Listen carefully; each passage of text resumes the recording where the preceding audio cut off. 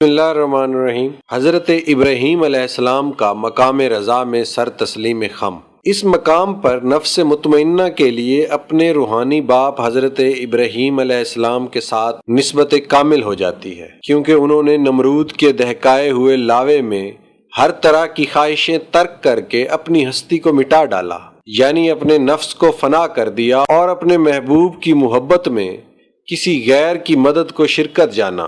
وہ روحانی طور پر اللہ کے قریب تھے۔ اس قربت نے فنا کے بعد بقا عطا کی۔ قلب مبارک سکون سے معمور تھا اور آپ نے مقام رضا میں سر تسلیم خم کر دیا۔ مصیبت اور امتحان کے اس کڑے وقت میں آپ کے پاس سب مخلوقات حاضر ہوئیں اور اپنی اپنی ہمت، طاقت اور رسائی کے مطابق آپ کو اپنی مدد کی پیشکش کی۔ آپ نے فرمایا، مجھے تمہاری مدد کی کوئی ضرورت نہیں، میرے مالک کو میری حالت کا بخوبی علم ہے، اس کی بارگاہ میں مجھے سوال کرنے کی کوئی حاجت نہیں۔ جب حضرت ابراہیم علیہ السلام کا رضائے الہی میں توکل و تسلیم صحیح ہوا تو ارشاد باری تعالیٰ ہوا، ہم نے آگ کو حکم دیا کہ اے آگ ابراہیم پر ٹھنڈی اور سلامتی والی ہو جا۔ جب لوگ مصیبت پر صبر کرنے والے ہیں، اللہ تعالیٰ دنیا میں ان کے بے حساب مدد کرتا ہے اور صبر کرنے والوں کو آخرت میں بے شمار نعمتیں عطا فرمائے گا، جیسا کہ ارشاد باری تعالیٰ ہے، صبر کرنے والوں کو بے حساب اجر دیا جائے گا، یعنی صابر اتنا ثواب پائیں گے جس کا کوئی حساب و شمار نہ ہوگا۔ جو لوگ رضائے الہی کے لیے دکھ اور تکلیفیں برداشت کرتے ہیں تو اس سے تو بہتر کوئی چیز ڈھکی چھپی نہیں، وہ سب کچھ جانتا ہے۔ بندے نے جب کئی سال اس کی مہربانیاں اور لطف و کرم دیکھے ہیں تو اگر مصیبت آ جائے تو اس گھڑی کی تکلیف پر صبر کرنا چاہیے۔ اس ایک گھڑی کا صبر اعلیٰ درجے کی بہادری ہے، جیسا کہ اللہ تعالیٰ فرماتے ہیں، بے شک اللہ تعالیٰ صبر کرنے والوں کے ساتھ ہے، اس کی مدد اور نصرت فتح ہمیشہ شامل حال ہے۔ مصیبتوں کے ساتھ ساتھ صبر کرو، اللہ کے لیے خبردار و ہوشیار رہو، اللہ کے لیے خبردار و ہوشیار رہو اور اس کی راہ میں کسی قسم کی غفلت نہ کرو۔ تمہاری یہ خبرداری اور ہوشیاری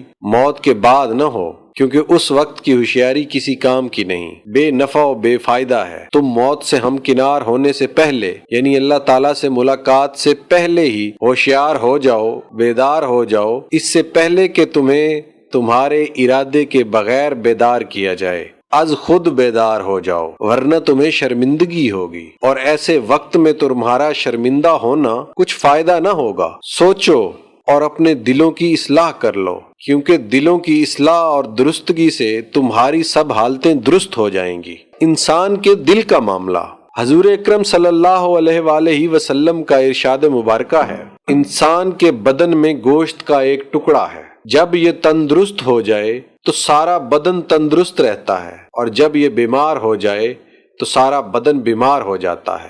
مطلع ہو جاؤ، گوشت کا وہ ٹکڑا دل ہے۔